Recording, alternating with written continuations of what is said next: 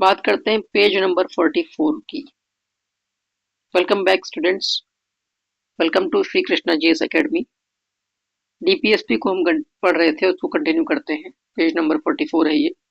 अब तक आपने पेज नंबर 43 तक पढ़ा। अब पेज नंबर 44। भारत में राज्य के नीति निर्देशक सिद्धांतों के संदर्भ में सही कथन है। सही यही है कि सामाजिक और आर्थिक उन्नति के लिए ये राज्य को संबोधित किए गए कुछ निर्देश हैं। कैसी? सामाजिक और आर्थिक उन्नति और सामाजिक और आर्थिक लोकतंत्र को बढ़ावा देने के लिए काम करता है ये। राजनीतिक लोकतंत्र को बढ़ावा देने के लिए क्या कर कौन कौन है? आपका मूल अधिकार या मौलिक अधिकार से आपके राजनीतिक लोकतंत्र में बढ़ोतरी वाली बात हुई है, जबकि सामाजिक और आर्थिक लोकतंत्र वाली बात कहाँ से होगी? ये आपका डीपीएसपी में। डीपीएसपी आपको पता है भाग 4 में है, अनुच्छेद 36 से 51। आयरलैंड से लिया गया था। आयरलैंड ने कहाँ से लिया था? स्पेन से लिया था। ठीक है। ये प्रवर्तनीय नहीं है, अर्थात इसे कोर्ट द्वारा, न्यायालय द्वारा इसे लागू नहीं करवाया जा सकता। ठीक। अनुच्छेद 36 में राज्य की परिभाषा है।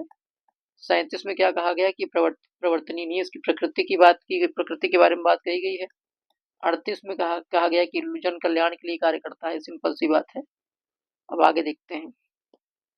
अंतर्राष्ट्रीय शांति और सुरक्षा की अभिवृद्धि के उद्देश्य से भारतीय संविधान में स्थित राज्यों के नीति निर्देशक सिद्धांतों में विनिर्दिष्ट रूप में उल्लिखित है। तो राज्य को प्रयास करना होगा। पहली बात तो किस अनुच्छेद में? अनुच्छेद 51 में प्रयास करना होगा। राज्य को प्रयास करना होगा अंतर्राष्ट्रीय विधि तथा संधि बाध्यताओं के प्रति आदर बढ़ाने का और अंतर्राष्ट्रीय विवादों की वो मध्यस्थता द्वारा निपटारा के लिए प्रोत्साहन कर देने का।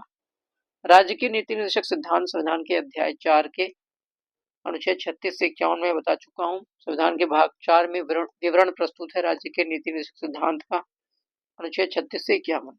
ठीक है। आयरलैंड से लिया गया, आयरलैंड ने स्पेन से लिया। प्रवर्तनीय नहीं है, यानी न्यायालय द्वारा लागू नहीं करवाया जा सकता। ठीक है। 36 राज्य की परिभाषा है। 37 में कहा गया है कि प्रवर्तनीय नहीं, लागू नहीं करवा सकता। 38 में कहा गया है कि जन कल्याण की बात करता है। भारतीय संविधान के अनुच्छेद 38 में प्रयुक्त न्याय कैसा है? सामाजिक, आर्थिक और राजनीतिक न्याय की बात करता है। ठीक है ना। ये प्रस्तावना में भी हमारे 3 प्रकार के न्याय है। सामाजिक, आर्थिक और राजनीतिक न्याय की बात की गई है। कहाँ से लिया था? रूसी क्रांति से लिया था। रूसी क्रांति से लिया था। 17 के रूसी क्रांति से आया है। प्रस्तावना में 3 प्रकार के न्याय की बात की गई, सामाजिक, आर्थिक और राजनीतिक न्याय की। राज्य के नीति निर्देशक तत्व तो पुण्यात्मा लोगों की पवित्र आकांक्षा मात्र है। तो नीति निर्देशक तत्व को पुण्यात्मा लोगों की पवित्र आकांक्षा किसने कहा था? केसी वीर ने कहा था। ठीक है ना। ये वही केसी वीर है जिन्होंने क्या कहा था? भारतीय संविधान को क्या कहा था? अर्धसंघीय। अर्धसंघीय कहा था केसी वीर। संघीय। ठीक। भारतीय संविधान का वह अनुच्छेद जो समान नागरिक संहिता किससे संबंधित है? अनुच्छेद 44 गोवा में पहले से ही लागू है, 1867 से ही। ठीक है। और अब उत्तराखंड लागू करने जा रहा है। ठीक है। यूसीसी आजादी के बाद भारत का पहला राज्य जो यूसीसी लागू करेगा वो उत्तराखंड बन जाएगा। ठीक है। उत्तराखंड में जो यूसीसी के लिए जो कमेटी गठन की गई थी उसका उनके अध्यक्ष कौन थी? रंजना प्रकाश देसाई। रंजना प्रकाश देसाई। आगे देख लेते हैं। भारत के संविधान के भाग 4 में कौन से भाग में? 4 में राज्य के नीति निर्देशक तत्व का वर्णन है। भाग 4 अनुच्छेद 36 से 51।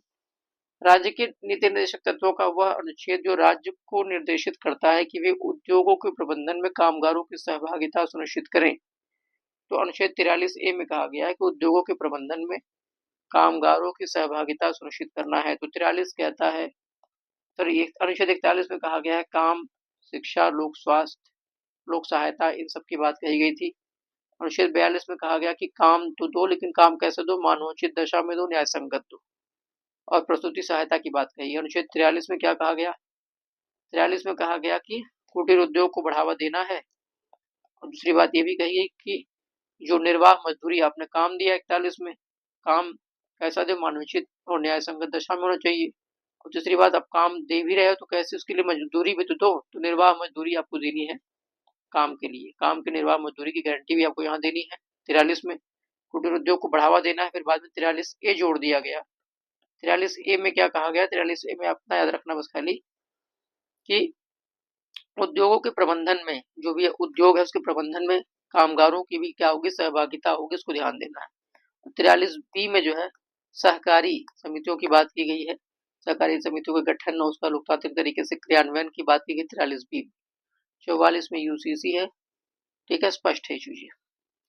आगे देख लेते हैं, कौन सा प्रावधान नीति निर्देशक तत्वों तथा मौलिक कर्तव्यों दोनों का एक भाग है? तो पर्यावरण का संरक्षण दोनों का एक भाग है, आपको पता है। पर्यावरण का संरक्षण हमारे यहाँ 48A में भी है, जबकि मौलिक कर्तव्यों में भी इस चीज को कहा गया है। आगे देख लेते हैं, राज्य के नीति निर्देशक तत्व सहज अध्ययन के लिए विभाजित किए जा सकते हैं। अगर उसको सरल तरीके से पढ़ना हो तो उसको आप कह सकते हो, उसमें 3 पार्ट में डिवाइड कर सकते हो। समाजवादी कुछ उसमें पहलू है, उदार बौद्धिकतावादी पहलू है और गांधीवादी पहलू भी। जैसे अनुच्छेद 40 वो क्या है, गांधीवादी पहलू है, ठीक। तो समाजवादी पहलू भी इसमें कुछ जिक्र है, समाजवादी पॉइंट्स भी हैं। भारतीय संविधान में कल्याणकारी राज्य के विचार को सम्मिलित किया गया। राज्य के निर्देशक तत्व कल्याणकारी राज्य की बात ही अनुच्छेद 38 में कही गई है, ठीक है ना। भारतीय संविधान का वह संशोधन जो यह प्रावधानित करता है कि कोई कानून को जो राज्य के उन नीति निर्देशक सिद्धांतों को जो अनुच्छेद 39B और C में वर्णित है प्रभावी बनाने हेतु पारित किया जाए, इस कारण से निरस्त नहीं किया जाएगा कि वह अनुच्छेद 14 और 19 में प्रदत्त अधिकारों को सीमित करता है। 42वें संविधान संशोधन में बात कही गई थी, इसको आप एक बार रीड कर लेना। भारतीय संविधान का वह अनुच्छेद जो यह प्रावधानित करता है कि कोई कानून जो राज्य के उन नीति निर्देशक सिद्धांतों को जो अनुच्छेद 39B और 39C में वर्णित है प्रभावी बनाने हेतु पारित किया जाए, जिस कारण से निरस्त नहीं किया जाएगा कि वह अनुच्छेद 14 और 19 में प्रदत्त अधिकारों को सीमित करता है। कहने का मतलब ये कि 39B और C को आप क्या करेंगे, प्रभावी बनाने के लिए क्या करेंगे, उसको निरस्त नहीं कर सकते। अब देखिए इससे क्या हो जाएगा, अगर मान लीजिए 39B और C को अगर प्रभावी बनाना है तो दिक्कत आ जाएगी, वो किससे टकराएगा, अनुच्छेद 14 और अनुच्छेद 19 से। लेकिन इसका मतलब ये नहीं होता है कि आप इसको क्या करेंगे, निरस्त कर देंगे, बस वही बात कही गई है, ठीक है। राज्य का नीति निर्देशक सिद्धांत संविधान के बाद में जोड़ा गया। इसको आप देखिए, इस चीज को बहुत ही थोड़ा सा ढंग से पढ़ोगे तभी समझ में आएगा, नहीं तो बहुत ज्यादा समझने की आवश्यकता भी नहीं है। सीधी सीधी बात यही है कि संविधान का एक संशोधन है, कौन सा संशोधन, 42वां संशोधन। वो यही कहता है कि भाई कोई भी कानून अगर राज्य के डीपीएसपी जो कि 39B और 39C में है बताया गया है, उसको अगर प्रभावी बनाने के लिए हम बात कोई कानून बनाते हैं तो उसको इसलिए निरस्त नहीं करोगे कि भाई वो अनुच्छेद 14 और 19 से क्या कर रहा है, सीमित करता है, तो ऐसी कोई बात नहीं। अगर आप इस 39B-39C बना रहे हो, समान न्याय सॉरी समान कार्य के लिए समान वेतन वाली बात अगर यहाँ कर रहे हो तो कोई दिक्कत नहीं, 14 और 19 से कोई प्रभाव नहीं होंगे, उसको सीमित नहीं करेंगे, ठीक। 42वें संविधान संशोधन याद रखना, सीधी सी बात है। राज्य का नीति निर्देशक सिद्धांत संविधान में के बाद में जोड़ा गया, तो मुफ्त कानूनी सलाह वाली बात जो है बाद में जोड़ा गया था। Legal service, free legal advice जो आपका बाद में जोड़ा गया था, राज्य का नीति निर्देशक सिद्धांत का हिस्सा है। भारतीय कल्याणकारी राज्य होने का विचार पाया जाता है कहाँ पे, संविधान की प्रस्तावना में राज्य के निर्देशक तत्वों में। संविधान की प्रस्तावना भी कुछ बातें कही गई है, लेकिन हालांकि ज्यादा फोकस किस पे होना चाहिए, राज्य के निर्देशक सिद्धांत तत्वों में। अधिकतम संख्या का अधिकतम कल्याण सुनिश्चित करना उद्देश्य है किसका, कल्याणकारी राज्य का। अधिकतम संख्या का अधिकतम कल्याण, कल्याण वाली बात आएगी तो डीपीएसपी, ये कल्याणकारी वाली बात कहा गया अनुच्छेद 38 में।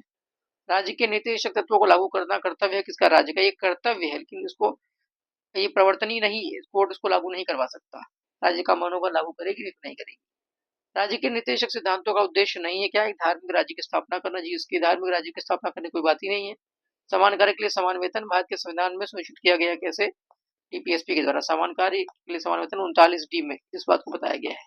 39D में कहा गया समान कार्य के लिए समान वेतन, डीपीएसपी कहा गया। अभी इसी के लिए वही बात ऊपर मैंने आपसे कहा 39C और 39D, इसको अगर लागू करना है किसी भी राज्य में तो कोई कानून बनाना पड़ेगा। तो उस कानून को इसलिए नहीं खत्म करेंगे, वो कानून चूंकि 19 और 14 अनुच्छेद 14 और 19 से क्या कर रहा है, टकरा रहा है, तो ऐसा नहीं, इसलिए वहां पे इसका मतलब ये नहीं होता कि टकराने की वजह से क्या करेंगे, उसको हम खत्म कर देंगे, नहीं। इसी को हम लागू कराने के लिए क्या लाया गया था, 42वां संविधान संशोधन 1976, वही जो ऊपर क्वेश्चन था बड़ा वाला, वही समझ लेते हैं। इस प्रकार से पेज नंबर 44 भी हो गया। अब अगला पेज नेक्स्ट वीडियो में।